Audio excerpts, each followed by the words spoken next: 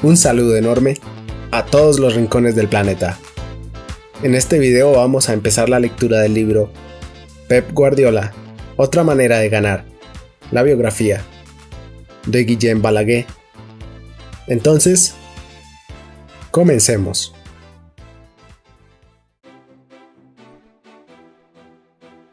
Pep Guardiola, otra forma de ganar, la biografía, por Guillem Balaguer. Traducción de Yolanda Rabascal.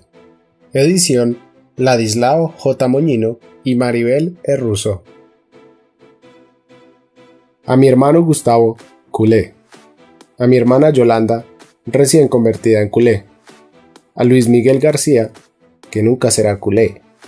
Y a Brent Wilkes, que nos recuerda constantemente que el fútbol no es una cuestión de vida o muerte. Introducción de Sir Alex Ferguson. Perdí una gran oportunidad de fichar a Pep Guardiola. No sé bien por qué, pero había decidido dejar el Barcelona y nos dijeron que podría estar interesado en el Manchester United. Nos pusimos en contacto con sus representantes. Creí que podría persuadirle. Quizá no elegí el momento oportuno. Quizá lo intenté demasiado pronto. Habría sido interesante tenerle en mi plantilla.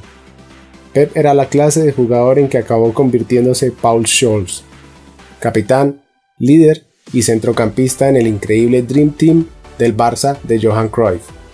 Mostraba compostura y habilidad con el balón y dictaba el ritmo del partido, lo que lo convirtió en uno de los futbolistas más brillantes de su generación. Esas eran las cualidades que yo andaba buscando. Acabé por fichar a Juan Sebastián Verón aquel verano. A veces me da por preguntarme qué hubiera pasado si este futbolista o aquel otro hubiera jugado en el United. Lo pensé a menudo con Guardiola. Entiendo por lo que Pep pasó como futbolista en sus últimos meses en el Barcelona. Cuando uno está en un club de tanta envergadura como el Barça, prefiere soñar que durará toda la vida, que pasará toda su carrera en el mismo sitio, en la institución de la que soñó formar parte desde que era un chaval. Así que aunque nos dijeron que había decidido cambiar de club, cuando contactamos con él, no quiso comprometerse con nosotros. Pep probablemente pensaba que pese a todo, todavía tenía futuro en el club, que las cosas podrían dar un vuelco al final. Debió de ser un momento turbulento para él, y terminó por marcharse, pero no pudimos llegar a un acuerdo. ¡Qué pena! En el mundo del fútbol, nada es eterno. La edad y el tiempo lo desgastan todo, y llega un día en el que el futbolista, por decisión propia o del club, debe buscar una salida. En ese momento, creí que le estábamos ofreciendo una solución, una alternativa, pero no salió como yo esperaba. Me recuerda a Gary Neville. Gary llevaba desde los 12 años en el Manchester United. Se había convertido casi en un miembro de mi familia. Un hijo, alguien de quien te fías y dependes. Formaba parte de la sólida estructura de la plantilla, pero un día todo se acaba. En el caso de Pep, darse cuenta de que el sueño tocaba a su fin debió resultarle duro.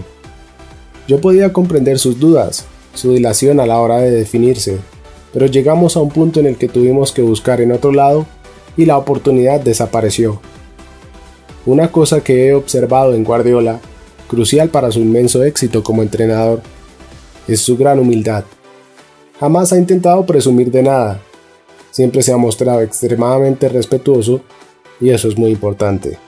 Es bueno poseer esas cualidades, y si analizamos su perfil con la distancia que otorga el tiempo, es obvio que Pep ha sido una persona con las ideas muy claras, pero también muy considerado con las de los demás. Como jugador, nunca fue el típico futbolista que copa las portadas de los periódicos. Tenía un estilo de juego singular, nunca fue increíblemente rápido, pero era un futbolista brillante y sereno. Como entrenador, es muy disciplinado. Sus equipos salen al campo muy bien preparados y gane o pierda, siempre muestra la misma actitud elegante y modesta. Para ser sincero, creo que es positivo tener a alguien así en esta profesión. Pese a todo, parece que Pep llegó a un punto en su trayectoria como entrenador en el que era consciente de la importancia de su papel en el Barça, a la vez que experimentaba las exigencias inherentes al cargo. Estoy seguro de que en numerosas ocasiones pensó: ¿cuánto durará esta buena racha? ¿Seré capaz de crear otro equipo tan competitivo? ¿Podré conseguir la Liga de Campeones de nuevo? ¿Puedo mantener este nivel de éxitos? Si hubiera llegado a tiempo para aconsejarle, le habría dicho que no se preocupara por esas cuestiones. No alcanzar la final de la Liga de Campeones no supone una imputación contra su capacidad como entrenador ni la de su equipo. No obstante, comprendo la presión. Las expectativas eran muy altas cada vez que jugaba el equipo de Guardiola. Todos querían vencerle. De hecho, creo que él estaba en una posición privilegiada en cierto sentido, e igual, ante tanta presión no se dio cuenta, pero lo único de que tenía que preocuparse era de encontrar la manera de abrir la defensa rival. El resto venía dado por la calidad de sus futbolistas, por la lealtad de estos a una idea, a un estilo de juego que entendían y respetaban. Creo que uno de los grandes placeres de la vida es perseverar, así que ¿por qué marcharse? Quizá fuera por una cuestión relacionada con el control de los futbolistas, con la constante búsqueda de nuevas tácticas, porque los equipos rivales habían empezado a descubrir y a contrarrestar el juego del Barça. Quizá sintió que no podía encontrar nuevas maneras de motivar a la plantilla. Desde mi experiencia, un ser humano normal quiere hacer las cosas de la forma más sencilla posible en la vida. Sé de personas que se han retirado a los 50 años, no me preguntes por qué. Así que el motor que mueve a la mayoría de la gente difiere claramente del de ciertos individuos como Scholes, Giggs, Xavi, Messi o Puyol, que a mi modo de ver son seres excepcionales. No necesitan ser motivados porque anteponen su orgullo a todo. Estoy seguro de que la plantilla de Pep estaba llena de esa clase de individuos que son un ejemplo para los demás y que tenían unas ganas enormes de competir al más alto nivel. Conozco a Gerard Piqué de la época en la que jugaba en el United. Fuera del campo, puede ser un tipo bromista y relajado, pero en el terreno de juego es un ganador. Ya lo era en el Manchester United y por eso no queríamos que se fuera, y sin duda lo sigue siendo, lo demuestra cada semana. A lo que me refiero es a que los jugadores que Pep tenía bajo sus órdenes necesitaban menos motivación que la mayoría. Quizá Pep subestimó su habilidad para sacar de nuevo lo mejor de su plantilla. Hemos visto lo que consiguió en el Barça, y está claro que hay que poseer un talento especial para mantener el equipo compitiendo a ese nivel y con semejante éxito durante tanto tiempo. Pero estoy convencido de que Pep dispone de suficientes armas para hacerlo otra vez, y todas las veces que sea necesario. Lo que Guardiola consiguió en sus 4 años a cargo del primer equipo del Barça supera cualquier hazaña de los anteriores entrenadores en el Camp Nou, y eso que ha habido grandes figuras de los banquillos, Van Gaal, Rijkaard y Cruyff, por nombrar algunos. Pero Guardiola ha llevado determinadas áreas a otro nivel, como la presión para recuperar el balón, y el estilo disciplinado del Barça y la ética de trabajo se han convertido en un sello distintivo del liderazgo de Pep. Creó una cultura en la que los jugadores saben que, si no se esfuerzan, no permanecerán en el club. Créeme, eso no es fácil. Antes de su siguiente paso tras el año sabático, tanto se apuesta por la Premier League como si no, se especulará diariamente sobre su futuro. Y te digo una cosa, ha entrenado en el Fútbol Club Barcelona, un magnífico club, y vaya donde vaya, su vida no será más relajada. En cualquier club encontrará la misma presión y despertará el mismo grado de expectación. Insisto, en cualquier club tendrá la misma experiencia. Pep es un técnico, y como tal, ha de decidir lo mejor para su equipo, elegir jugadores y sus tácticas, tomar muchísimas decisiones todos los días. Así de simple. En ese aspecto, es lo mismo en todas partes. Yo he tenido éxito en el Manchester United durante bastantes años, aunque mi experiencia no ha estado exenta de problemas. A todas horas hay temas pendientes. En realidad, no hacemos otra cosa que relacionarnos con seres humanos, aunque sea en el extraño ámbito del fútbol. Siempre hay un sinfín de asuntos que requieren atención. Representantes, familia, estado físico, lesiones, edad, perfil, egos, etc. Si Pep se fuera a otro club, las cuestiones serían las mismas que ya ha tenido que afrontar en el Barça.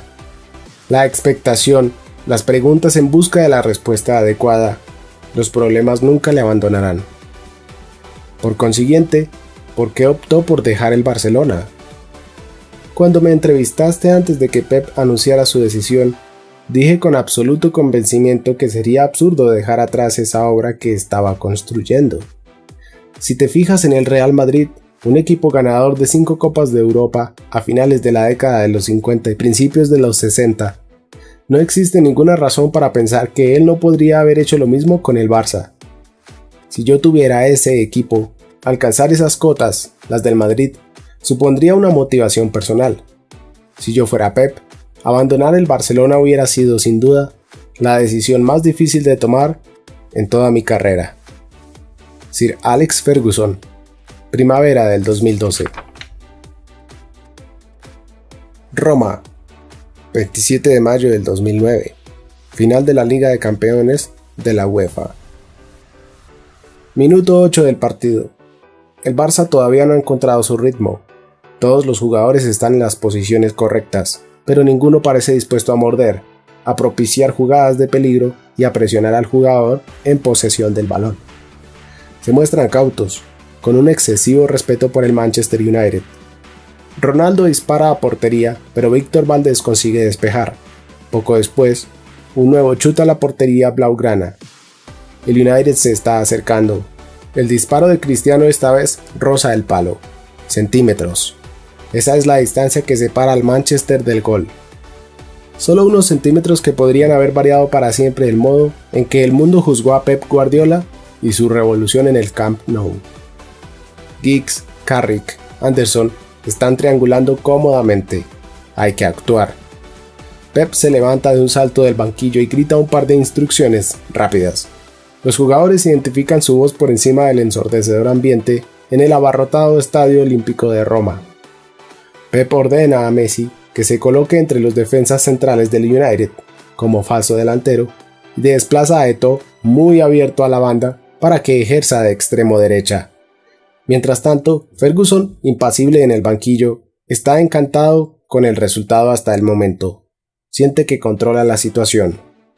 Pero la suerte cambia. Al principio de manera imperceptible. Messi envía el balón a Iniesta, que toca para Xavi. Messi recibe de nuevo.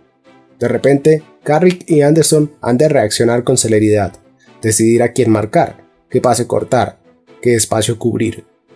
Giggs está vigilando a Busquets y no puede ayudar. Iniesta recibe el balón en el centro del campo. Eto'o se ha desmarcado de Evra e Iniesta detecta la oportunidad que se abre en el flanco derecho. Avanza regateando por el centro con el balón pegado al pie y entonces, en el instante preciso, pasa en profundidad a Eto'o con un toque incisivo, perfecto, medido, con los centímetros justos. El camerunés recibe al borde del área. Vidic intenta un último esfuerzo, desesperado por evitar el disparo, pero Eto'o recorta y en un abrir y cerrar de ojos, confiando en su puro instinto asesino, dispara al primer palo. El destino de ese chut, ese instante, la culminación de una jugada, ayudará a convertir una idea, una semilla plantada 40 años antes, en un tsunami futbolístico que transformará la esencia del juego en los próximos años. Gol del Barcelona. Prólogo. Sir Alex. Pep dejó el Fútbol Club Barcelona y todo aquello que había forjado porque no es como la mayoría de entrenadores. Se marchó porque lo suyo no es habitual. No es un entrenador cualquiera. Seguro que ya se dio cuenta de ello la primera vez que coincidió con él en el banquillo en la final de la Liga de Campeones en Roma, en el 2009. Para ese partido, Guardiola había compilado sus pensamientos y aplicado su filosofía de club a todos los aspectos vinculados al encuentro, desde la preparación hasta las tácticas, desde la última charla técnica hasta la forma en que celebraron la victoria. Pep había invitado al mundo entero a disfrutar junto a él y sus jugadores de la alegría de jugar una extraordinaria final. Sir Alex, Guardiola estaba seguro de que había preparado al equipo para vencer, pero si no ganaban, los culés se irían a casa con el orgullo de haberlo intentado al estilo del Barça, y en el proceso, de haber superado un periodo oscuro de su historia. Pep no solo cambió la dinámica negativa en el club, sino que además, en tan solo 12 meses desde su llegada, había empezado a enterrar unos poderosos mandamientos sobreentendidos, pero imperantes, en el mundo del fútbol. Sobre la importancia de ganar por encima de todo, sobre la imposibilidad de conciliar el principio de alcanzar las más altas cotas con el buen juego, o esa idea tan extendida que consideraba obsoletos los valores esenciales de la deportividad y el respeto. ¿A quién se le habían ocurrido esos nuevos preceptos? ¿Quién había establecido esa tendencia? Desde que llegó al banquillo azulgrana, Pep decidió ir a contracorriente porque todo ello atentaba contra sus creencias. Pero eso fue al principio. Hacia el final de su etapa en el Barça, Pep ya no era el joven entusiasta e ilusionado que usted conoció aquella noche en Roma o con el que coincidió al año siguiente en Nyon, en la sede de la UEFA, durante uno de esos raros encuentros entre entrenadores, una profesión, por lo demás, particularmente solitaria. El día que Pep anunció al mundo que dejaba el club de su infancia, después de 4 años al frente del primer equipo, usted mismo pudo ver el elevado precio que había pagado. Era evidente en sus ojos y en su creciente calvicie, en sus canas. Pero esos ojos. Sí, el costo era especialmente visible en sus ojos. Pep ya no era el muchacho vivaz ni impresionable de aquella mañana en Suiza, cuando usted le ofreció unos cuantos consejos paternales. ¿Sabe que Pep todavía habla de esa conversación, de esos 15 minutos con usted, como uno de los momentos más memorables de su carrera profesional? Se sintió como un adolescente deslumbrado ante la mayor de las estrellas. Durante varios días se le oyó decir: «He estado con Sir Alex, he hablado con Sir Alex Ferguson». Por entonces, todo era nuevo y emocionante. Los obstáculos eran retos en vez de barreras insalvables. En aquella soleada mañana de septiembre del 2010, en el moderno edificio rectangular de la UEFA, a orillas del lago Alemán, la conferencia anual de técnicos ofrecía el marco perfecto para el primer encuentro social entre usted y Pep Guardiola, desde que ambos eran entrenadores. Además habían tenido ocasión de intercambiar unos pocos cumplidos en Roma, y Pep tenía la esperanza de poder hablar un rato con usted, lejos de las presiones de la competición. La conferencia ofrecía una oportunidad a los preparadores para charlar, comentar tendencias, quejarse y afianzar los vínculos como un selecto y reducido grupo de profesionales que pasarían el resto del año en un estado de perpetuo aislamiento, en lucha constante contra algo más de 20 egos, además de los de sus familias y representantes. Entre los invitados en Nyon se encontraba José Mourinho, el controvertido nuevo entrenador del Real Madrid y reciente campeón de Europa con el Inter de Milán, el equipo que había eliminado al Barça de Pep en la semifinal la temporada anterior. A media mañana, en el primero de los 2 días que iba a durar la conferencia, usted llegó a la sede de la UEFA en uno de los 2 minibuses. En el primero viajaba el técnico luso junto con el por entonces entrenador del Chelsea, Carlo Ancelotti, y el de la AS Roma, Claudio Ranieri. Guardiola iba en el segundo minibús, a su lado. Tan pronto como usted entró en el edificio, Mourinho se acercó al grupo que se formó a su alrededor. Guardiola, en cambio, se apartó un poco para asimilar el momento, para inmortalizarlo en su álbum de fotos de los recuerdos, siempre consciente de la relevancia de esos acontecimientos en su historia personal. Después de todo, estaba rodeado de algunas de las mentes más privilegiadas del fútbol. Estaba allí para escuchar, observar y aprender, como siempre ha hecho. Pep permaneció un rato solo, distanciado de las conversaciones que llenaban la sala. Mourinho lo vio de soslayo y abandonó el grupo. Saludó a Guardiola y le estrechó la mano efusivamente. Los dos sonrieron. Charlaron animadamente durante unos minutos antes de que se les uniera Thomas Schaaf, el entrenador del Werder Bremen, que ocasionalmente consiguió captar la atención de sus colegas. Fue la última vez que Pep Guardiola y José Mourinho iban a charlar con esa efusividad. el grupo entró en la sala de conferencias principal para asistir a la primera de las 2 sesiones de aquel día, en la que hablaron de las tendencias tácticas que se habían usado en la temporada previa de la Liga de Campeones y otros temas relacionados con la Copa del Mundo en Sudáfrica que España acababa de ganar. Al final de aquella sesión, todos los asistentes posaron para una foto de grupo.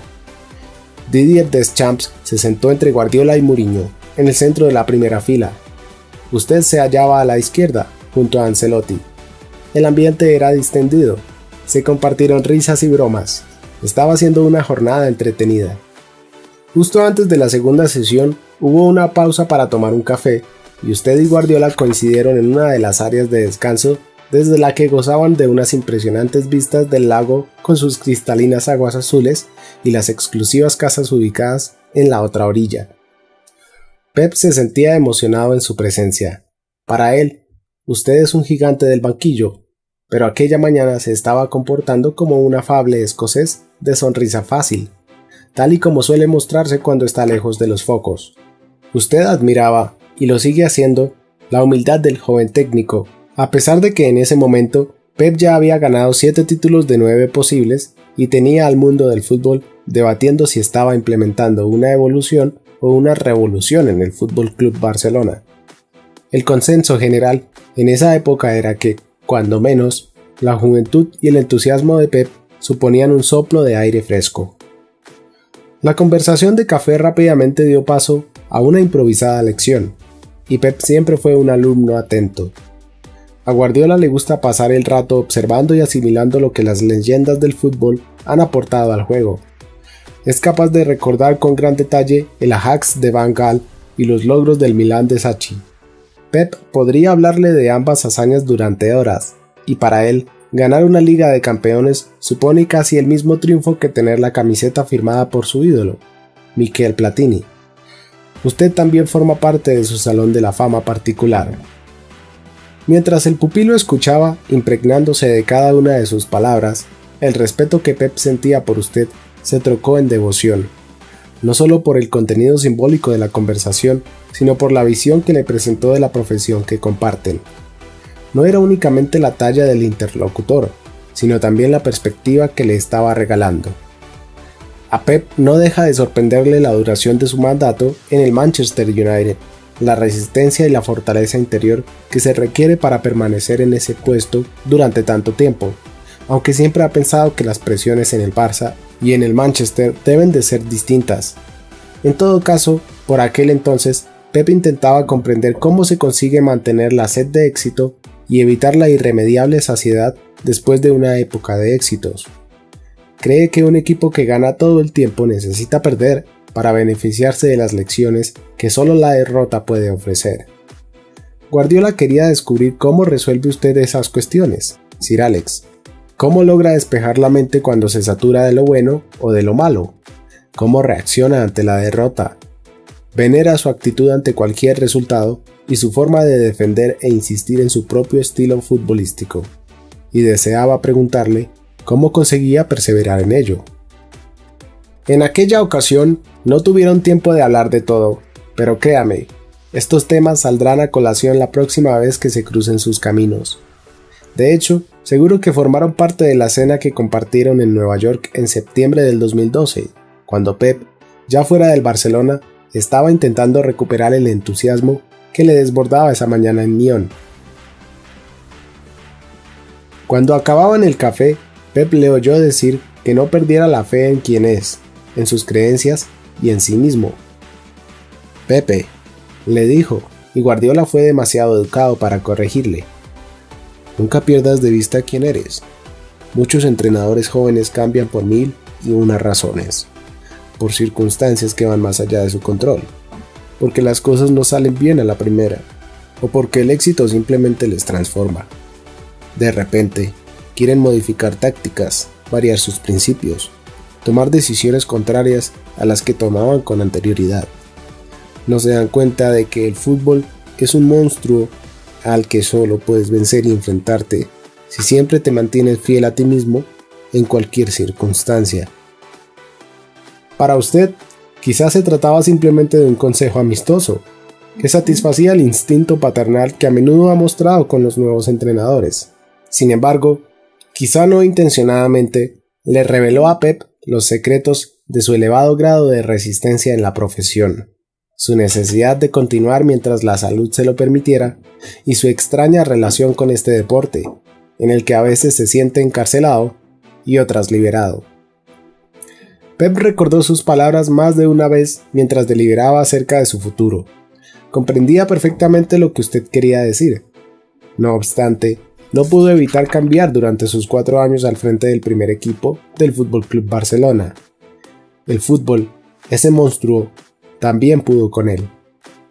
Usted lo previno contra el peligro de perderse uno mismo de vista, pero Pep cambió o fue devorado, en parte debido a la presión de una agradecida afición culé que lo veneraba, que olvidaba que solo era un entrenador de fútbol y en parte por su propio comportamiento, al ser incapaz de tomar decisiones que suponían un cambio trascendental en la relación que había creado con sus jugadores.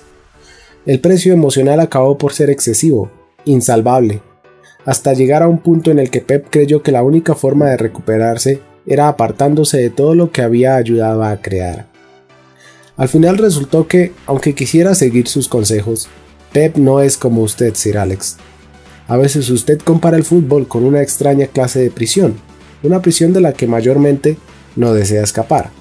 Arsène Wenger comparte su punto de vista y tampoco entiende la decisión de Guardiola de abandonar un equipo triunfador, con el mejor jugador del mundo a su disposición, adorado y admirado por todos.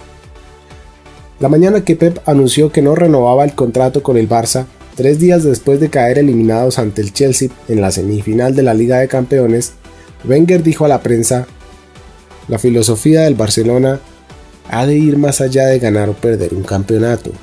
Después de ser eliminados en las semifinales de una gran competición, quizá no sea el momento más oportuno de tomar esa decisión.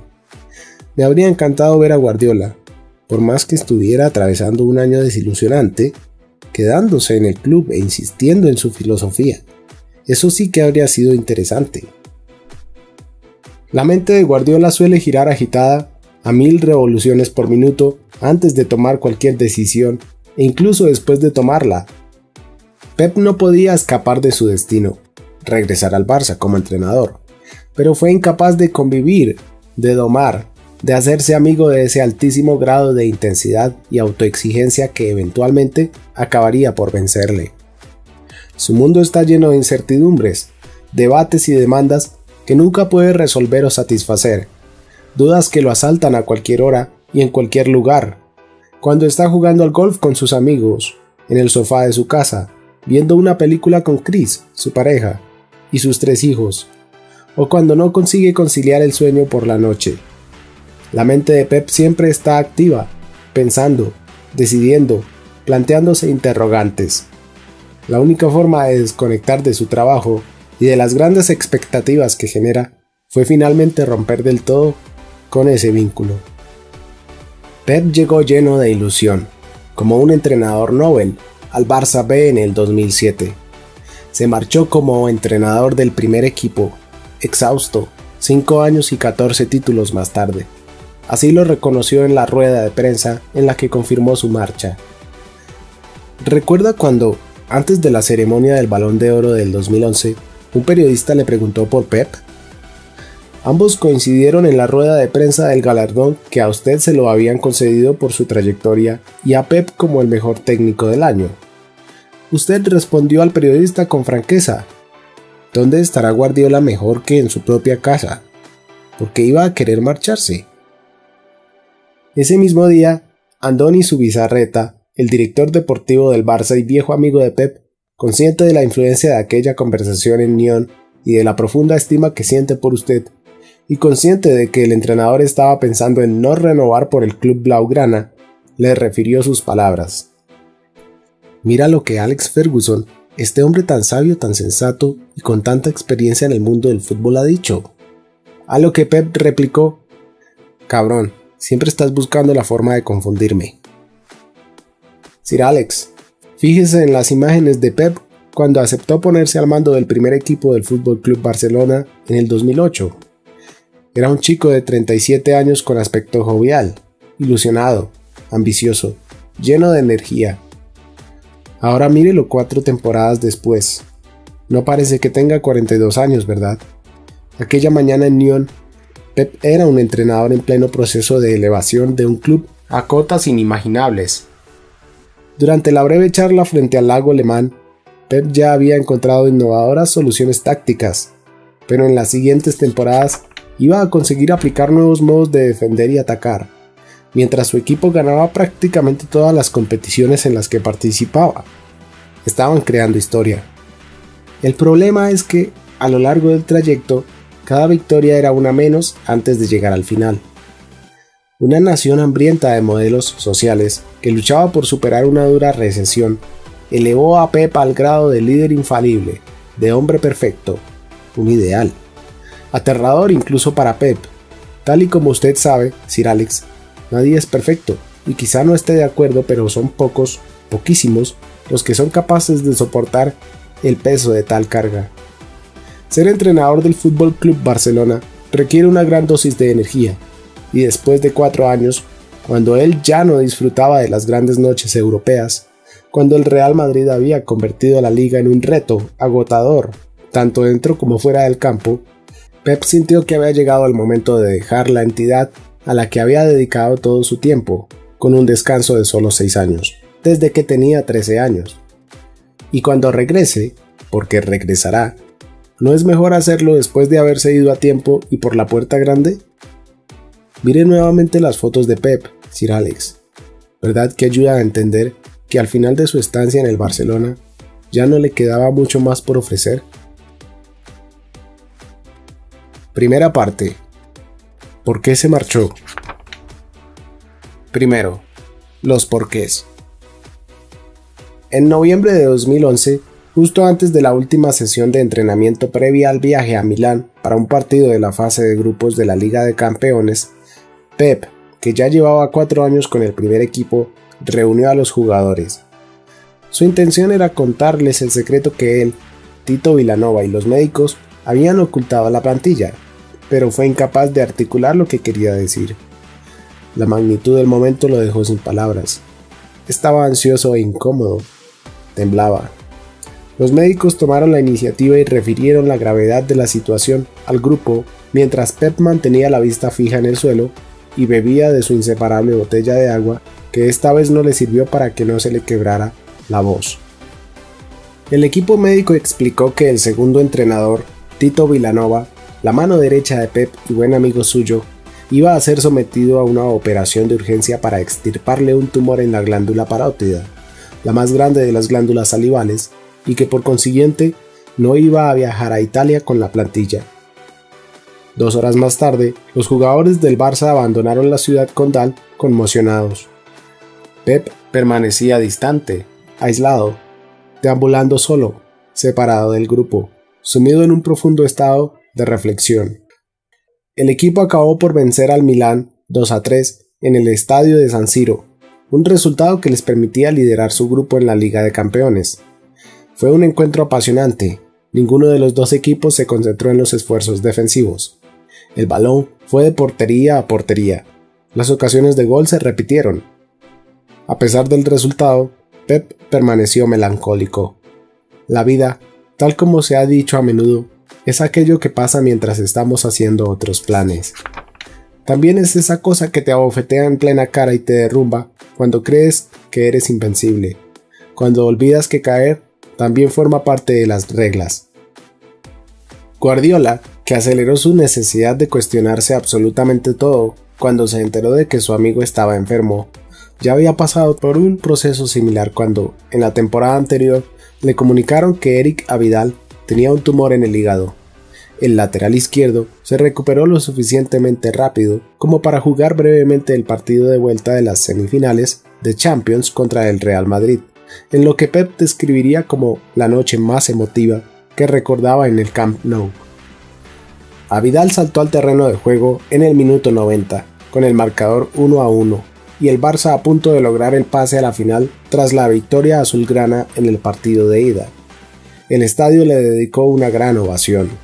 No ocurre a menudo en el Camp Nou. En cuestión de sentimientos, los catalanes nos parecemos a los ingleses. más cómodos en la represión del sentimiento hasta que, de vez en cuando, nos dejamos llevar por una ola de emoción colectiva.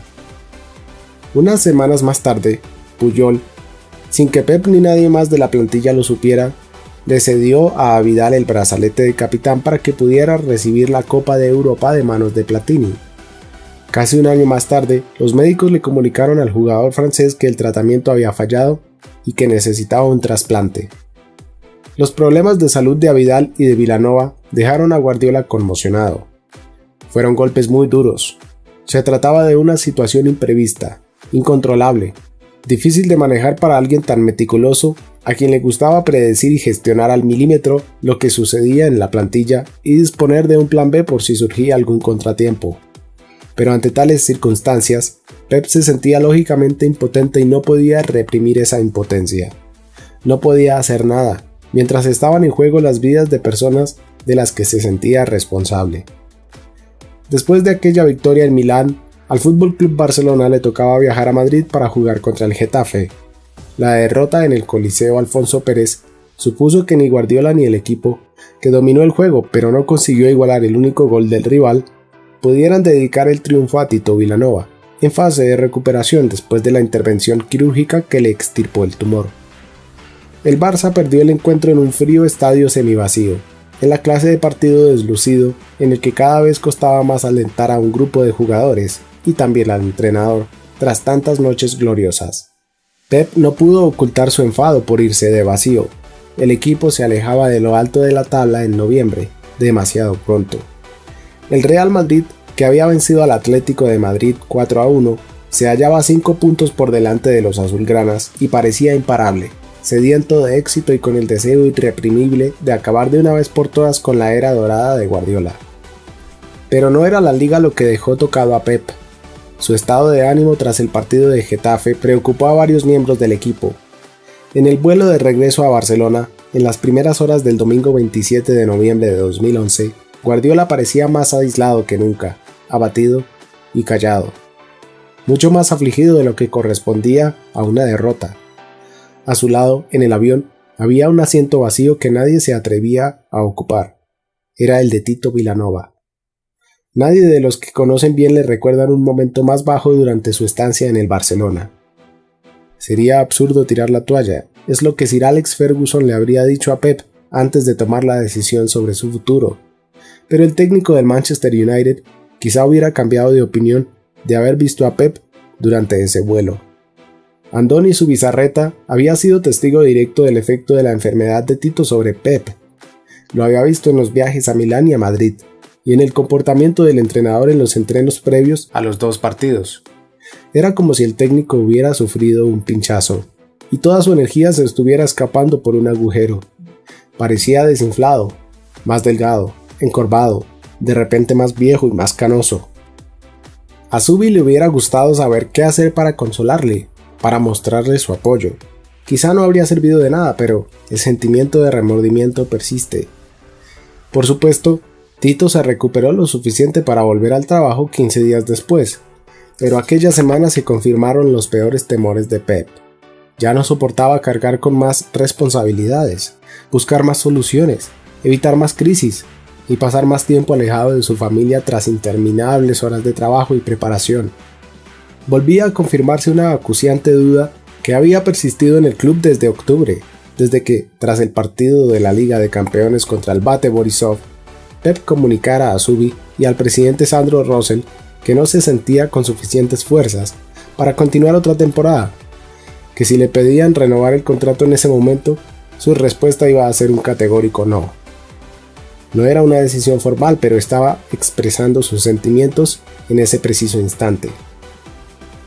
Tras Milán, tras Getafe, la duda parecía despejarse. Pep estaba formulando en su cabeza la posibilidad real de que aquella fuera su última temporada. Su gestualidad era contundente, casi definitiva, y la reacción del club fue inmediata. Le darían tiempo, todo el que necesitara, no había ninguna necesidad de precipitarse. Zubi, amigo y compañero de toda la vida, entiende y sabe manejar el carácter de Pep mejor que la mayoría, y era consciente de que lo mejor era no presionarle. El director deportivo del Barça esperaba que el comentario de Pep tras el encuentro ante el Bate, Borisov, pudiera atribuirse a cierto cansancio y a una comprensible tristeza, una depresión pasajera, una vorágine de sentimientos cruzados que ya había visto en Guardiola en algunas ocasiones cuando eran compañeros de equipo. Sin embargo, Zubizarreta recordó un almuerzo con Pep durante su primera temporada como entrenador del primer equipo. Era poco más que una reunión de amigos. Zubi aún no trabajaba para el club y Pep estaba encantado con el comportamiento de la plantilla y con la aceptación que percibía del vestuario y de la institución. Su entusiasmo era contagioso. A pesar de ello, le recordó a Zubizarreta que su puesto en el Barça tenía fecha de caducidad. Para Pep, se trataba de un mecanismo de defensa, porque sabía también como cualquier otro que el club podía engullir entrenadores para luego escupirlos sin compasión. Pep insistió en que un día perdería a sus jugadores, que sus palabras ya no transmitirían la misma fuerza, que a largo plazo resultaría imposible controlar el entorno del Barça, los medios de comunicación, los enemigos del presidente, los programas de debate, los entrenadores anteriores, los exjugadores. Un amigo de Pep, Carles Rexach, exjugador y después segundo entrenador de Johan Cruyff en el primer equipo del Barcelona, un ícono en el club catalán y un legendario y respetado filósofo de café, solía decir que un técnico del Barça solo dedica el 30% de sus esfuerzos a la plantilla. El 70% restante sirve para manejar el bagaje que acompaña a una institución tan descomunal. Pep se dio cuenta de ello cuando era jugador, y como entrenador tardó muy poco en experimentar esa permanente presión y en confirmar que el cálculo de Charlie era efectivamente correcto. Johan Cruyff, que compartía largos almuerzos con regularidad con Guardiola, era también consciente de esa realidad y ya había avisado a Pep de que el segundo año sería más duro que el primero y el tercero más duro que el segundo, y que si pudiera revivir su experiencia como técnico del Dream Team, habría abandonado el club 2 años antes. No te quedes más tiempo del necesario, le aconsejó Cruyff en una ocasión. Así que Zubizarreta sabía que iba a ser difícil convencer a Guardiola para que se quedara, pero quería intentarlo de todos modos. El director deportivo mezcló un sentimiento de protección con el silencio y a veces unas gotas de presión en busca de la respuesta que deseaba, pero esta no acababa de llegar. Ante las escogidas y escasas preguntas de Zubi sobre su futuro, Pep siempre reaccionaba del mismo modo. No toca, ya hablaremos.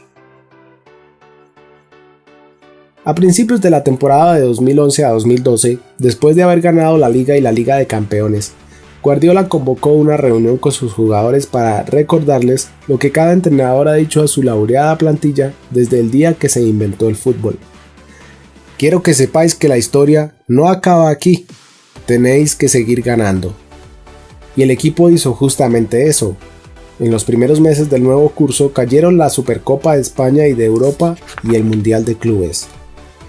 Sin embargo, con un arsenal limitado tras las bajas de Villa y Abidal, y a causa de la elección consciente de una plantilla pequeña, el Barça pagó un elevado precio en la Liga. Había gastado mucha energía en la Supercopa Española y en la Copa del Rey. En ambas, les tocó superar al Real Madrid. Los culés apoyaban a Pep y exigían un esfuerzo extra, obsesionados por detener el resurgir del eterno rival. Pero en septiembre, el partido contra el AC Milán en la fase de grupos de la Champions League marcó un punto de inflexión y un presagio de lo que se avecinaba. Los italianos empataron 2-2 en los últimos minutos del partido en el Camp Nou. El gol fue consecuencia de un córner muy mal defendido y Guardiola llegó a la conclusión de que la plantilla había perdido intensidad y que mostraba una falta de atención alarmante. Ese mismo interés y esfuerzo que habían convertido al Barça en un equipo mítico. A ello se sumaban los altibajos en la liga, incluida la derrota contra el Getafe en noviembre. Pep empezó a cuestionarse diariamente si la plantilla azulgrana captaba su mensaje tal y como había hecho hasta entonces. Debatía las razones por las que el sistema 3-4-3, que había empezado a usar a menudo para que encajaran sus mejores centrocampistas, no funcionaba del todo. Asumió riesgos con la alineación, como si supiera que no habría una quinta temporada. Tenía el presentimiento de que cada vez costaba más controlar a los jugadores, algunos de los cuales se alejaban de la disciplina que requería el deporte de élite. Dani Alves, que en verano se había separado de su mujer y cometió el error de regresar más tarde de lo previsto de sus vacaciones de Navidad, recibió la inesperada sorpresa de una semana de descanso en mitad de curso para que pudiera aclarar sus ideas. Un gesto sin precedentes, por lo menos de una forma tan explícita, en la historia de los mejores equipos de fútbol en España. En un par de ocasiones, Guardiola se habría encarado al defensa delante de sus compañeros por desatender cuestiones tácticas, una reacción impropia de Pep. «Defensa, primero eres defensa», le reprendió en un encuentro tras excederse en sus subidas al ataque.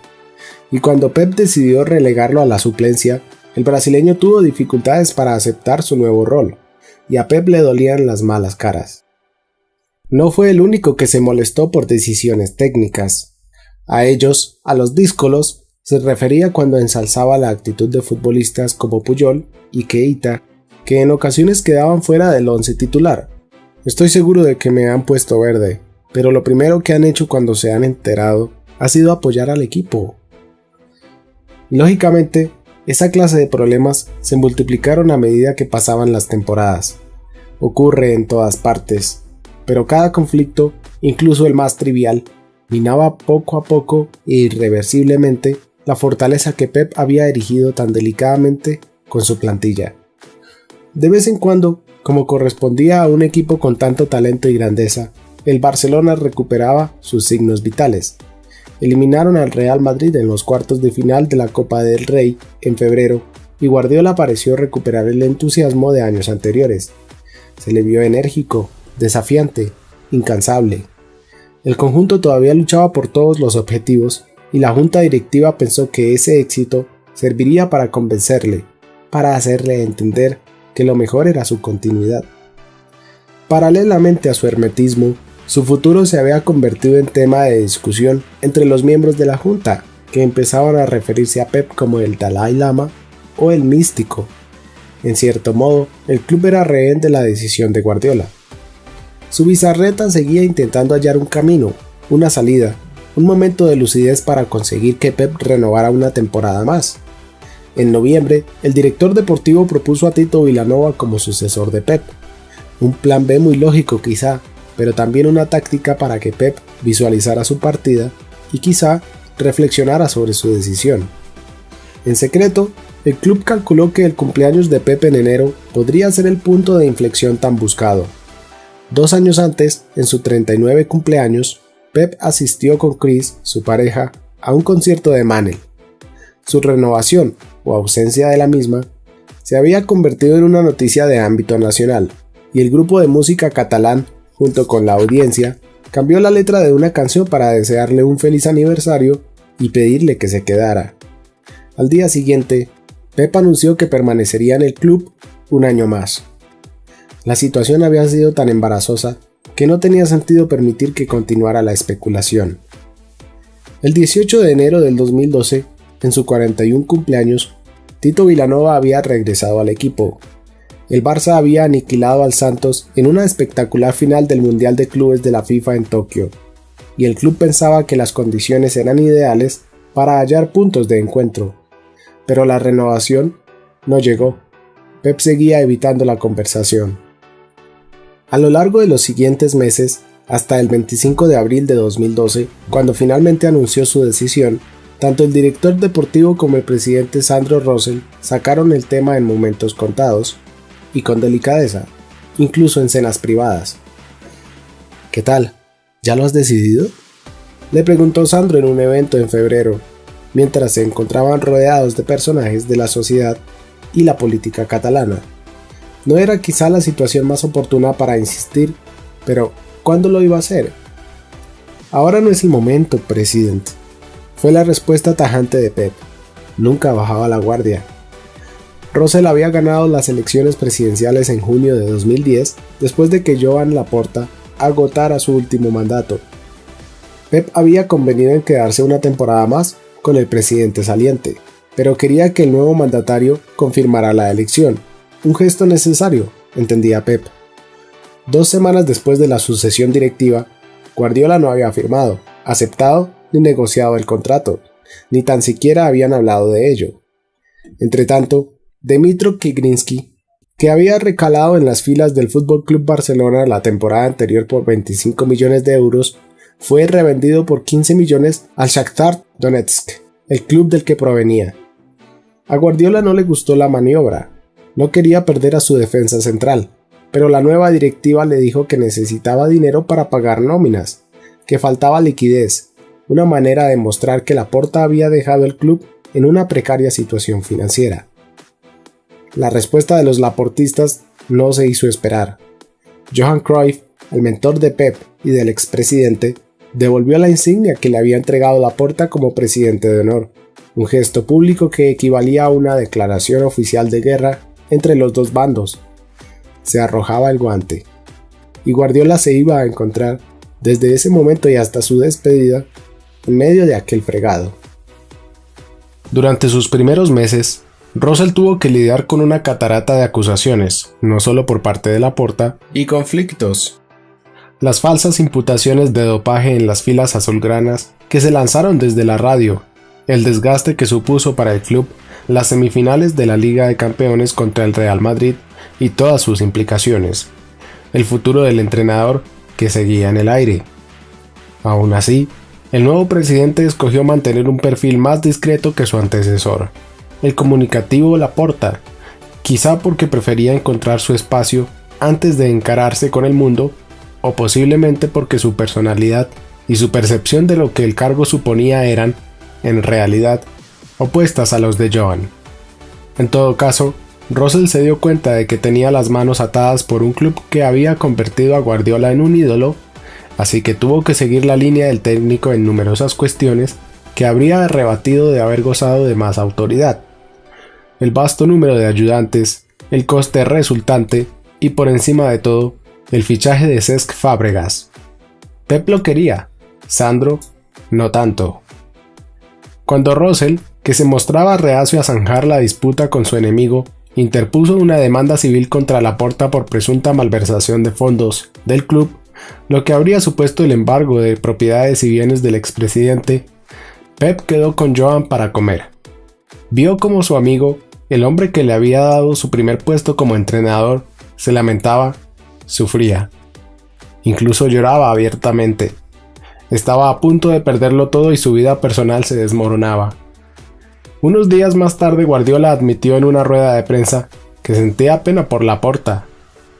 Eso fue, según los acólitos de Rosell, una desagradable sorpresa. El gesto de Pep tuvo una consecuencia inmediata.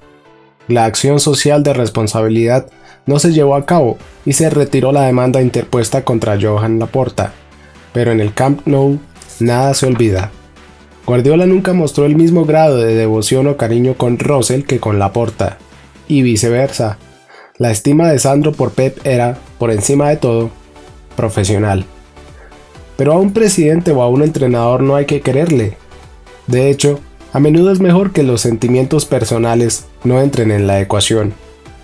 Cuando le preguntaron a Rosell en Londres, después de que el club recibiera el premio Laureus al mejor equipo del año, ¿qué ocurriría si Pep no renovaba al final de la temporada?, Rosell no dudó en contestar que había vida en el club antes de él y la habrá después de él. No, al presidente, al entrenador, no hay que quererles, pero habría sido beneficioso para el club si no hubiera sido tan evidente que ambos hablaban idiomas diferentes. Su bizarreta seguía intentándolo. Escribe un listado con las cosas que te gustaría hacer la próxima temporada. Te ayudará a reflexionar y a comprobar, a un tiempo, si la lista coincide con tus deseos. El director deportivo había ideado una forma de conseguir que Guardiola recapacitara acerca de su marcha, una decisión que parecía estar tomando forma irreparablemente. Pep se echó a reír. No es el momento, repitió. Durante su última temporada, había ocasiones en que Pep miraba sin ver aún locuaz su bizarreta, a veces incluso con una leve sonrisa en los labios, y su amigo se daba cuenta de que Pep se hallaba a miles de kilómetros de distancia, de que no era el momento oportuno para hablar sobre nada significativo, de que en esos instantes no había manera de comunicarse con él. Esa leve presión, pues, tampoco estaba dando resultados. Era casi mejor ni mencionar el tema, pues. La táctica de Zubi tomó otro rumbo. Finalmente dejó de hablarse de la cuestión en las conversaciones entre el presidente, el director deportivo y el entrenador. Se dejaba en manos del técnico el anuncio de su futuro cuando considerara estar listo para ello. Sus jugadores creían conocer bien a Guardiola, al menos al tipo que bromeaba con ellos, al entrenador cuya presencia les hacía sentirse insuperables. Un técnico cuyo esmero por el más nimio detalle mejora el rendimiento de la plantilla, cuyo gran talento es el de ver y comunicar los secretos de un partido. Pero también dirán, si se les pregunta, que hay muchas cosas de Pep que no comprenden. Ven a un hombre complejo, con muchos quebraderos de cabeza, siempre meditando sobre 1000 cuestiones, a menudo de un modo excesivo. Los futbolistas siempre creyeron que a Pep le hubiera encantado pasar más tiempo con su mujer y sus hijos, pero que no podía, incapaz de dedicar tiempo a cualquier otra cosa que no sirviera para ganar partidos. Demasiado, ¿no? Se preguntaban a menudo en el vestuario. Pero el exceso es exactamente lo que Pep necesita para hallar ese instante de inspiración, el momento en que visualiza el modo de conseguir la victoria en el siguiente partido. Ese segundo mágico que da sentido a su profesión, como lo describe él mismo. A pesar de disponer de 24 ayudantes, Pep trabajaba más horas que la mayoría de ellos. Y aunque el club le ofreció un departamento de colaboradores que se dedicara a analizar los partidos, nunca consiguió ni quiso delegar esa labor. Para mí, lo más maravilloso es planear lo que sucederá en cada partido. Relata Guardiola. ¿Con qué jugadores cuento? ¿Qué herramientas puedo utilizar? ¿Cómo es el rival? Quiero imaginar lo que sucederá. Siempre lo intento y transmito a los jugadores la seguridad de saber con qué se van a encontrar. Esto incrementa la posibilidad de hacer bien las cosas. Pep se siente más vivo cuando está totalmente inmerso en varios proyectos a la vez, cuando puede abarcar todas las tareas, desde el inicio hasta su compleción. Es adicto a la adrenalina que genera la hiperactividad. Este enfoque de su profesión le llena a la vez que le consume, pero para él es la única forma posible de practicarla y la que prometió a la afición culé. En verano del 2008, en la presentación del equipo les dijo: «Os doy mi palabra de que pondremos esfuerzo. No sé si ganaremos, pero persistiremos. Apretaos el cinturón, que nos lo pasaremos bien». Esa ética, inculcada por sus padres, es intrínseca al carácter catalán. Ganarse el cielo a partir del trabajo, de la filosofía del esfuerzo y de la entrega a la profesión por completo. En un lugar adecuadamente simbólico, el Parlament de Cataluña, donde Pep recibió la medalla de oro, el máximo galardón de la nación catalana para uno de sus ciudadanos, en reconocimiento a su representación de los valores deportivos catalanes, el técnico resumió en una frase su doctrina: «Si nos levantamos pronto, pero muy pronto, y sin reproches, y nos ponemos a trabajar, somos un país imparable». Al mismo tiempo, sin embargo, Pep establece unas exigencias desmedidamente altas y se siente apremiado por el sentimiento de no ser nunca lo suficientemente bueno. Quizá ese análisis desmesurado es también una fuente de motivación. Al fin y al cabo, si no se es lo suficientemente bueno y se está delante de tantos ojos y tanto sentimiento, hay que continuar trabajando para acercarse a la perfección. Guardiola puede ofrecer una imagen de persona fuerte y capaz de cargar con el peso de un club y una nación sobre las espaldas, pero es muy sensible ante la reacción de sus futbolistas, incluso de sus críticos, y ante la posibilidad de decepcionar a la afición por no cumplir las expectativas que han depositado en él, o incluso las suyas mismas. Una vez le confesó a un buen amigo: «Puedo imaginar la solución más increíble a un problema y a veces a uno de mis jugadores se le ocurre una medida incluso mejor durante el partido. Una solución en la que yo no había pensado. Para mí, es como una pequeña derrota. Significa que debería haber hallado la solución antes». En un club de fútbol, el director deportivo y el entrenador intentan reducir el factor sorpresa, todo aquello impredecible en un partido, a base de entrenar y analizar al rival. Antes de un encuentro, el técnico debe saber qué pedir a sus futbolistas, pero al final, todo depende de ellos. El entrenador no puede gestionar absolutamente todo lo que va a ocurrir. Existe una infinidad de variables en el terreno de juego. ¿De qué otra forma se puede explicar el gol de Iniesta en Stamford Bridge en el 2009, cuando el Barça parecía haber perdido la eliminatoria? Para Pep, ahí radica precisamente la magia del fútbol, y también su frustración. Intentar que algo tan impredecible se convierta en predecible. No importa cuántas horas dedicara a su trabajo, Pep luchaba en una batalla perdida. A Guardiola le gusta mucho el fútbol, escribe su buen amigo David Trueba, y ganar, porque en eso consiste el juego, pero hacerlo dignificando la propuesta. Él ofrece un sistema, solo pide que confíen en él, que sean fieles. El día que nota a sus jugadores poco comprometidos, apáticos, con dudas, aunque sea tras un entrenamiento sin relevancia, es un hombre triste, desmoralizado, con ganas de dejarlo todo. Nadie debería confundirse en esto, continúa Trueba.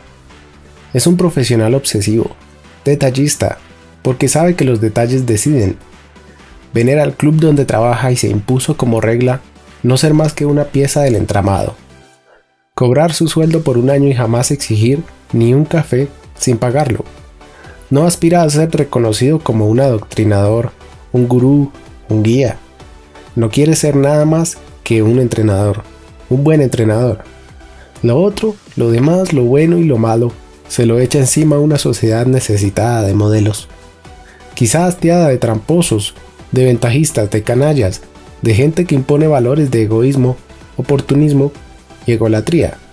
Desde la tribuna privilegiada de la televisión o los medios, o los negocios, o la política. Él pertenece a esa sociedad y la dignifica, de una manera muy simple, tratando de hacer bien su faena, ayudando a hacer prosperar el sentido común desde su parcela de exposición pública, con la misma callada dignidad con la que un buen albañil, sin que nadie mire ni aplauda, pone un ladrillo sobre el cemento. Guardiola repite a menudo: el trabajo de un entrenador no se acaba nunca. Pero una mañana, después de una de esas noches en que Pep, un enfermo del fútbol, como entrañablemente lo han definido algunos de sus mejores jugadores, se quedó en su despacho revisando videos que sus ayudantes ya habían diseccionado y analizado, sus compañeros lo vieron atravesar la ciudad deportiva con aspecto alicaído. El Pep entusiasta que habían visto el día previo había dado paso a un Pep silencioso, cuyas palabras transmitían un mensaje y sus ojos hundidos otro. ¿Qué te pasa?, le preguntó uno de sus colegas. Ayer debería haber ido a una función de ballet de mi hija, pero no pude, contestó Pep. ¿Por qué no?, se interesó su amigo. Porque estaba analizando videos de nuestro rival. Un privilegio y casi una maldición. Así es como entiende su profesión. En los trabajos de dirección, creo que uno tiene que estar siempre con la idea de que mañana puede irse, expresó Guardiola públicamente cuando llevaba 2 años de entrenador de la primera plantilla del Barça. Yo trabajo mejor si sé que soy libre de decidir mi propio futuro. Me agobia estar atado a un contrato durante mucho tiempo, y eso puede hacer que pierdas la pasión. Por eso lo renuevo cada año. Si pudiera firmar solo por 6 meses. Siempre he pensado que lo básico es buscar lo que a uno realmente le gusta, algo que hoy día cuesta muchísimo conseguir. Encontrar lo que te gusta es la esencia de todo. Pero esa esencia, en su última temporada, parecía eludirlo. Ya ni siquiera disfrutaba con las grandes noches europeas, atormentado por sus preocupaciones y su indecisión. ¿Debería continuar? ¿Es mejor para el Barça que yo siga al frente o convendría buscar nuevos mensajes, nuevas soluciones para mantener a los jugadores en estado de alerta? ¿Cómo puedo hallar nuevas formas de dar a Leo Messi lo que necesita? O a Iniesta, Cesc y Alves, al resto de la plantilla. ¿Puedo seguir así otro mes, otro año? ¿Cómo envejecen los entrenadores jóvenes, después de haber tenido un éxito tan temprano? ¿Acaso no sería mejor buscar nuevos horizontes? Desde hacía algunos años, Roman Abramovich conocía las inquietudes de Pep y quería aprovechar la situación. Durante sus últimos 2 años en el Barcelona, el magnate ruso intentó de varias maneras que Pep se hiciera cargo de las riendas en Stamford Bridge. Tras la marcha de Ancelotti en el verano del 2011, Abramovich presionó de nuevo. André Villas-Boas era el cuarto candidato para reemplazar al técnico italiano, después de Guus Hiddink, José Mourinho y Pep, quien en febrero de aquel año había renovado su contrato con el Barcelona. En junio, justo antes de empezar su último curso como entrenador del Barça, Abramovich, a través de un intermediario, propuso pasar a buscar a Pep en helicóptero y llevarlo a su yate en Mónaco para mantener allí una reunión con el todavía entrenador del Barça. No quiero oír hablar más de ello. No quiero reunirme con Román, porque aún será capaz de convencerme. Fue la respuesta educada de Pep. Pero Abramovich volvería a insistir durante los últimos meses de Guardiola a cargo de la plantilla azulgrana. En 2 ocasiones le ofreció a Rafa Benítez un contrato de 3 meses para acabar la temporada tras despedir a André Villas-Boas. El plan era que Guardiola abandonara su deseo de pasar un año sabático en Nueva York y recalar en Londres para iniciar la campaña siguiente. Rafa dijo que no, la misma respuesta que recibió de Pep. En la penúltima oferta del dueño del Chelsea, antes de que Guardiola desapareciera del ojo público a partir del verano del 2012, Roman propuso designar un entrenador provisional durante un año, mientras Pep descansaba para que cuando tuviera las fuerzas, iniciara el diseño de la plantilla para la temporada 2013 a 2014. De nuevo, obtuvo la negativa como respuesta. Tras despedir a Roberto Di Matteo y antes de negociar con Rafa Benítez, Abramovich preguntó otra vez por Pep. No, Pep no quería decidir su futuro todavía, pero los constantes cambios de parecer del magnate ruso no jugaban a su favor. Y mientras Rafa Benítez estuviera a cargo del Chelsea, Pep no quería negociar con Abramovich. Conscientes de que estaban perdiendo a Guardiola, el club inglés ofreció un año más a Benítez si conseguía ciertos objetivos en la temporada 2012 a 2013, pero el español decidió aceptar solo hasta el final de aquel curso. El Chelsea se había convertido en el primer club que intentaba seducir activamente a Pep. El AC Milán, el Bayern de Múnich, el Manchester City, el Arsenal, la Roma y el Inter serían los siguientes. Mientras Abramovich ideaba un nuevo ataque engatusador, la última temporada de Guardiola en el Barcelona progresaba de modo irregular. Muy pronto, sucedió algo que afectaría a la dinámica de juego de la plantilla azulgrana durante el resto de la campaña. En el tercer partido de liga ante la Real Sociedad en Anoeta, Pep dejó a Messi en el banquillo. Pensó que el argentino había regresado cansado de su estancia con su selección. A Leo no le gustó la decisión. Cuando saltó al campo a media hora del final, su contribución fue escasa en un decepcionante empate a 2, y según fuentes del club, al día siguiente no se presentó al entrenamiento. A partir de aquel momento, Messi no volvió a perderse un solo minuto de la temporada. La reacción de Messi le hizo reflexionar. Pep había creado un equipo cuyo centro de gravedad era la Pulga, y numerosos delanteros que habían pasado por el Barça, Ibrahimovic, Eto'o, Bojan, incluso David Villa, que se había acostumbrado a jugar en la banda, aunque cuando llegó se le dijo que iba a ser el 9 del Barça. Se habían mostrado incapaces de encajar o se tuvieron que reinventar en un estilo de juego que exigía una lógica sumisión a Messi. Cuando el equipo empezó a fallar, especialmente en los partidos lejos del Camp Nou, se le otorgó al argentino más responsabilidad, y Pep seleccionó 11 para apoyarle. Pero esa prioridad hacia las necesidades de Messi, esa subordinación del equipo al individuo más brillante, redujo el peso de otros y amedrentó a los jugadores más jóvenes.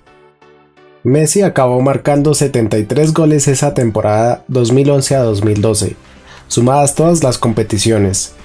Por detrás quedaron Cesc y Alexis, con 15 tantos cada uno. Pep había creado una máquina goleadora, pero colectivamente el equipo se estaba resintiendo, y él sabía que era tan responsable de aquella situación como cualquiera de sus jugadores. Tal como Johan Cruyff apuntó al acabar aquel curso, Guardiola tenía que gobernar un montón de egos en el vestidor. No sorprende que se le hayan fundido las energías. Pep llamó a uno de los mejores entrenadores del mundo para plantearle una duda. Si te encuentras en una situación en que el equilibrio parece haberse roto, ¿qué haces? ¿Sigues en la misma línea o cambias los jugadores? Probablemente la respuesta que recibió no era la que deseaba escuchar. Cambias los jugadores. Eso es lo que siempre ha hecho Sir Alex Ferguson, pero es evidente que el entrenador del United se siente menos vinculado a ellos, tanto moral como emocionalmente, que Pep. El entrenador del Barcelona había invertido una importantísima dosis de sus sentimientos personales en su primera experiencia como entrenador. Una dosis excesiva, de hecho. En sus últimos meses en el club, Guardiola necesitaba pastillas para dormir, o cuando se lo permitía su larguísima jornada laboral, salir a pasear con su pareja y sus hijos en busca de un cierto equilibrio emocional. El equipo, mientras tanto, se alejaba del Madrid, del que llegó a estar a 13 puntos. Se oyó algún run de descontento en el Camp Nou. Lo que he hecho hasta ahora no me garantiza nada. Si los culés expresan sus dudas, será porque tienen motivos, comentó en uno de los momentos más delicados de la temporada. Las estadísticas eran todavía sorprendentes, pero menos que en las 3 temporadas previas. El equipo estaba perdiendo su perfil competitivo y Pep sentía que la culpa era suya. Después de la derrota ante los Osasuna en Pamplona 3-2 en febrero, admitió: hemos cometido demasiados errores. No sabía cómo contestar las preguntas antes de que fueran formuladas. He fallado. No he hecho bien mi trabajo. Pep aún guardaba un último as en la manga. Siguió el ejemplo de Johan Cruyff al recurrir a la psicología inversa y admitir en público que el Barça no iba a ganar la liga. Sus palabras surtieron el efecto deseado. Los jugadores, que sospechaban que el entrenador podía abandonarles, quisieron demostrar que todavía estaban preparados para el reto, que todavía tenían sed de éxito. El Barça acortó la distancia con el Madrid, hasta llegar a estar a 4 puntos de su rival. Demasiado tarde. La derrota frente al eterno rival en el Camp Nou en mayo entregó efectivamente el título a Mourinho. Durante los últimos meses de la competición, Guardiola se quejó de los árbitros en varias ruedas de prensa, una reacción impropia de él, una manera de buscar explicaciones que hizo sospechar a algunos de sus colaboradores que Pep había perdido su habitual claridad. A Guardiola le costaba aceptar una lección de vida que de todos modos siempre sospechó. Después de un periodo de éxito sin precedentes, 13 títulos en sus primeros 3 años con el primer equipo, inevitablemente tenía que llegar un bajón. Si ganas todo el tiempo, sientes menor deseo de seguir ganando. Pep intentó evadir el inevitable ciclo dedicando más horas a su trabajo y haciendo enormes sacrificios. Incluso relegó la obligación de cuidar de sí mismo en su lista de prioridades, y no prestó atención a los problemas de salud hasta que empezaron a ser un problema, como la hernia discal que lo incapacitó durante unos días en marzo. El análisis de los ayudantes del entrenador apuntaba que los errores no se cometían durante las charlas técnicas, que todavía estaban basadas en diseccionar al rival, y en ellas Pep transmitía el mismo entusiasmo y carisma de siempre, sino más bien en la ejecución de las tácticas.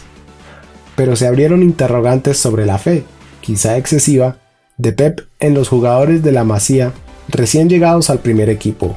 Esperar que Telo, que fue el extremo titular ante el Real Madrid en el Camp Nou en el crucial partido de Liga, y Cuenca, en el 11 contra el Chelsea en el partido de vuelta de las semifinales de la Champions League 2012, ofrecieran el mismo rendimiento que Cesc, Alexis o Pedro, que se quedaron en el banquillo en uno de los 2 partidos, fue un cálculo erróneo. ¿Podía el Barça permitirse el lujo de dejar fuera de la titularidad a tanto talento? ¿Estaba Pep tan excesivamente cerca de la plantilla que los árboles no le dejaban ver el bosque? Se trató de decisiones claves que finalmente afectaron al resultado de la temporada. Además, esas elecciones despertaron más de una reacción adversa, tanto en la confianza de los más jóvenes como en la de los veteranos. José Mourinho observaba todo ello desde Madrid, con una sonrisa burlona. El impacto del portugués y sus estrategias desestabilizadoras era irrefutable, a pesar de que Pep siempre lo negara. Cuando en la víspera de su último partido como entrenador le preguntaron qué recordaba de los previos de los clásicos, Pep contestó con voz queda: "No tengo gratos recuerdos, ni de las victorias ni de las derrotas. Siempre existen motivos que no están relacionados con el partido, que han hecho que muchas cosas me resulten incomprensibles". ¿De verdad? ¿Era cierto que no recordaba con orgullo el histórico 2-6 en el Bernabéu? ¿Ni el 5-0 en el primer clásico contra Mourinho, descrito por muchos como el mejor partido en la historia del fútbol? Había una enorme presión, no solo por parte de José, sino también de la prensa deportiva madrileña, que en algunos casos extremos incluso se atrevió a insultar a Pep o a sugerir que el alto rendimiento de la plantilla azulgrana se debía al dopaje. Para un alma sensible como Pep, eso bastaba para empañar incluso los mejores recuerdos. A medida que la temporada se acercaba a su fin, las razones para dar un paso al costado se acumulaban, y la decisión sobre su futuro se tornó finalmente inamovible. Pep no iba a renovar su contrato, simplemente tenía que hallar la forma ideal de comunicar su decisión al club, y a los jugadores, y a los aficionados. ¿Pero cómo? Si ganaban la Liga de Campeones, todo iba a ser más fácil. Mientras concretaba los detalles de su marcha, prefirió no compartir su decisión con nadie, ni siquiera con sus padres. Y hasta aquí este video. Si te ha gustado, dale me gusta, comparte con tus amigos o deja un comentario. Si quieres más, suscríbete. Adiós.